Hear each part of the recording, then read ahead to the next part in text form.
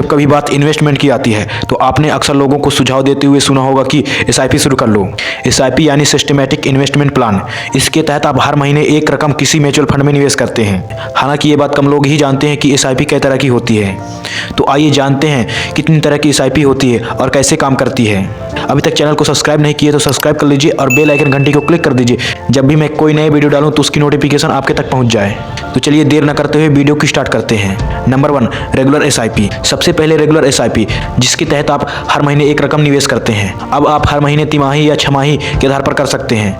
आपके पास विकल्प होता है कि आप तारीख खुद से चुन सकते हैं। Number 2, step up SIP. इस एसआईपी के तहत आपको एक ड्यूरेशन में एसआईपी को बढ़ाने की सुविधा मिलती है।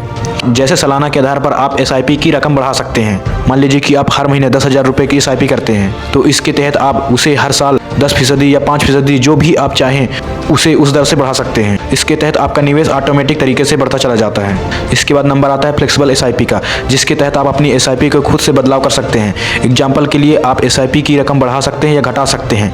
हालांकि अगर आप ऐसा कुछ करना चाहते हैं तो इसके लिए आपके अपने फंड हाउस को एसआईपी कटने से करीब एक हफ्ते पहले बताना होगा। Number 4, trigger SIP. इसमें कब ट्रिगर एसआईपी होगी आप पैसे, समय और वैल्यूएशन के आधार पर तय कर सकते हैं। आप इसके लिए पहले से ही कंडीशन लगा सकते हैं। जैसे अगर कीमत के आधार पर बात करें तो आप कंडीशन लगा सकते हैं कि जब एनएवी 1,000 रुपये से अधिक हो जाए तो ट्रिगर एसआईपी शुरू हो जाए। वहीं आप ये भी तय कर सकते हैं कि अगर एनएवी 1,000 रुपये से कम हो जाए तो आपके कुछ अतिरिक्त पैसे एसआईपी में लगने लगे। इसी तरह समय और वैल्यूएशन के आधार पर भी ट्रिगर एसआईपी को प्लान किया जा सकता है। नंबर 5, इंश्योरेंस के साथ एसआईपी। यह वह एसआईपी होती है जिस पर आप इंश्योरेंस का कवर भी मिलता है।